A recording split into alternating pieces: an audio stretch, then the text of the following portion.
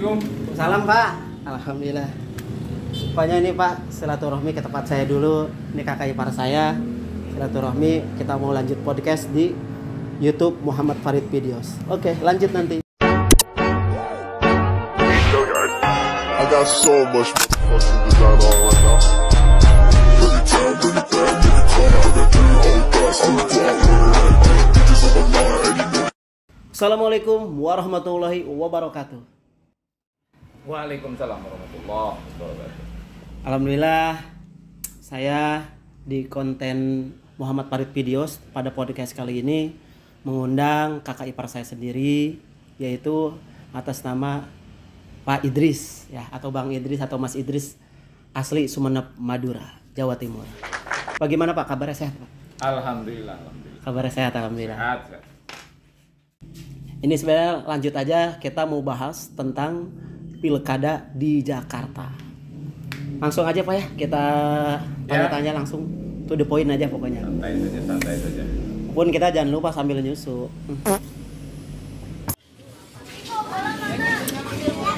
Iya. Nggak apa-apa Pak, sambil ngerokok aja, santai Pak ya. Pertanyaan pertama, kita kepo aja nih ya. Ini penasaran pasti para sahabat-sahabat di Muhammad Farid Videos pada kepo nih. Ada apa dengan pilkada Jakarta? Kenapa Ridwan Kamil dan Suswono bisa kalah oleh pasangan Pramono dan Rano? Monggo Pak, gimana? Mungkin begini. Pertama, ini adalah pilkada pertama serentak secara nasional. Kurang lebih 500 wilayah, 500 lebih wilayah yang serentak secara nasional. Sehingga Siap. secara fokus dalam pemenangan, kalau menurut saya partai pecah dalam artian pecah fokus. Kalau sebelumnya partai itu karena pilkada itu tidak serentak, jadi secara umum partai itu fokus ke titik di mana yang akan dimenangkan. Sekarang karena secara nasional maka fokusnya pecah.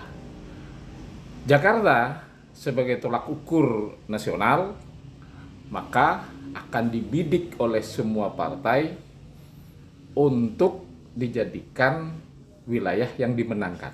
Ya benar. Kebetulan kemarin koalisi besar mengalami kekalahan. Bisa jadi mungkin karena koalisi besar fokusnya secara nasional banyak di wilayah lain, sehingga Jakarta kurang maksimal, bisa jadi gitu kan. Atau bisa jadi ada faktor X lain di Jakarta sehingga Jakarta itu menjadi persoalan khusus gitu yang harus diperhatikan oleh tokoh-tokoh partai politik. Tapi yang jelas pertama Ya.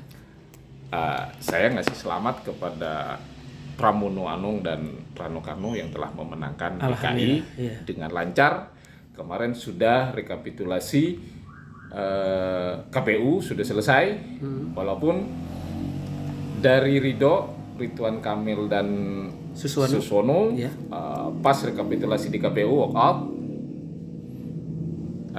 Dharma Pongrekun juga ini ya. Dari kelompok Dharma Pongrekun juga masih, mereka kayaknya kurang tahu nanti apakah nyampe ke MK atau tidak. Tapi mereka masih mempersoalkan ada beberapa pelanggaran yang mereka nyatakan yang dilakukan oleh KPU. Jadi mereka mengkritisi kinerja KPU dan Panwas. Di konteks lain, namanya kemenangan itu kan butuh strategi. Di sini mungkin PDI sebagai pengusung Pramono dan Rano memaksimalkan strateginya untuk memenangkan Pramono di Jakarta, sehingga di wilayah lain banyak mereka kalah karena fokusnya lebih diarahkan ke Jakarta. Iya Pak. Mau ngambil momentum.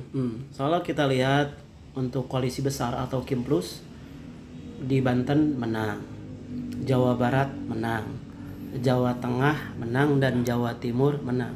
Kita fokusnya minimal di Pulau Jawa menguasai koalisi besar. Amat disayangkan hanya Jakarta. Betul.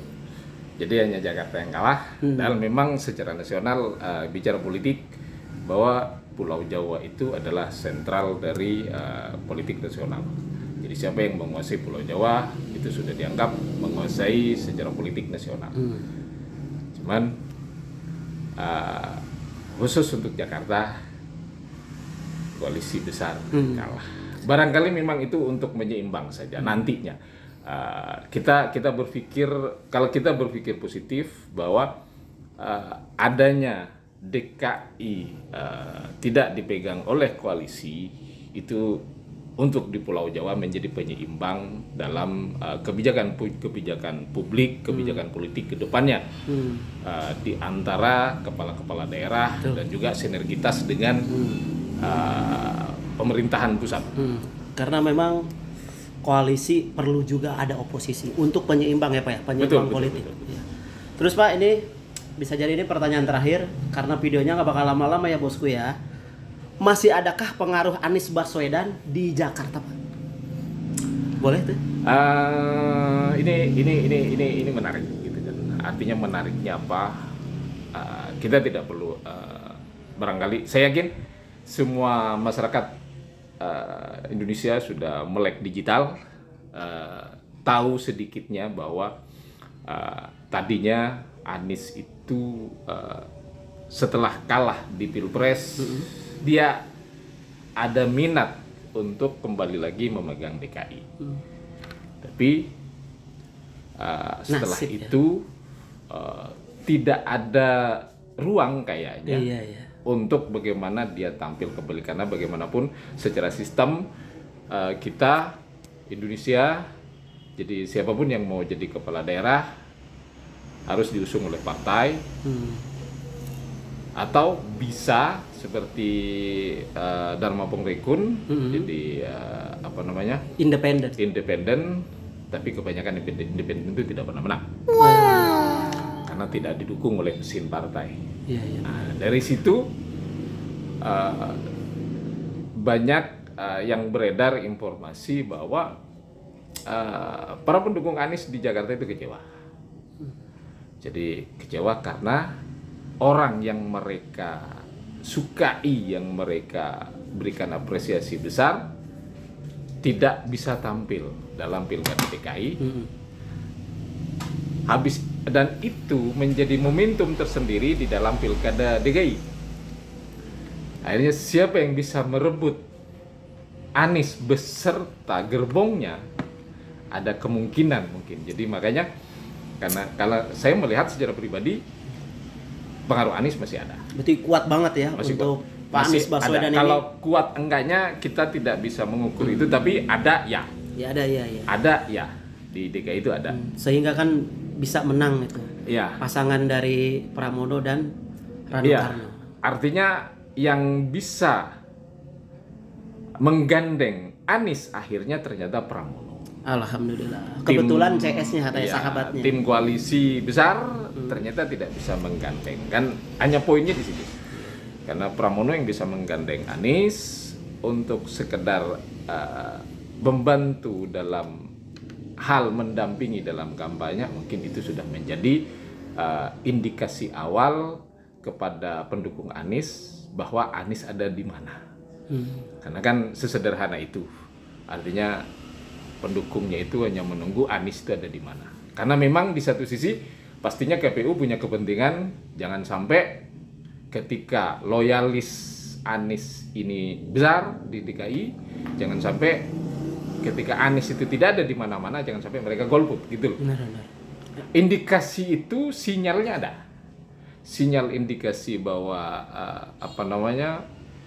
kelompok pendukung Anies ini akan golput atau akan tidak ke TPS, sinyalnya ada. Sehingga di satu sisi ya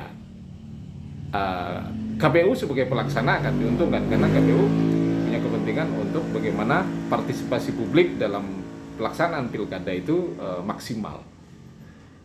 Dan secara kebetulan Anies nempel dengan Pramono. Sehingga Pramono dapat support besar dari pendukung Anies. Apakah itu menjadi satu-satunya indikator? Enggak juga. Politik enggak seperti itu. Politik itu fleksibel. Politik Ya, Pak, itu tidak kepentingan. seperti itu. Di mana ada kepentingan, di situ politik. Pokoknya politik itu kepentingan, dan kepentingan itu bisa disebut juga ada politiknya juga di dalamnya. Sampai di sini saja kita wawancara podcast ngobrol santai. Satu bareng. lagi. Apa? Biar menjadi ilmu. Iya. Jadi kalau politik itu, jadi saya selalu ingin meluruskan hal Iya, ini. apa-apa. Di dalam bukunya Miriam Budiarjo itu selalu mengatakan bahwa politik itu adalah proses untuk mencapai tujuan. Nah, politik itu tadi diulang apa? Untuk apa, Pak? Politik itu pengertiannya menurut Miriam Budiarjo di dalam bukunya Dasar-Dasar Ilmu Politik, dia mengatakan bahwa politik itu adalah proses untuk mencapai tujuan. Politik itu proses untuk mencapai tujuan. Oke, bosku, pokoknya cukup sampai di sini. Saya ngobrol-ngobrol sama Pak Idrisnya, kakak ipar saya, tentang Pilkada Jakarta. Cukup sampai di sini. Terima kasih. Jangan lupa like, subscribe, dan share. Wassalamualaikum warahmatullahi wabarakatuh.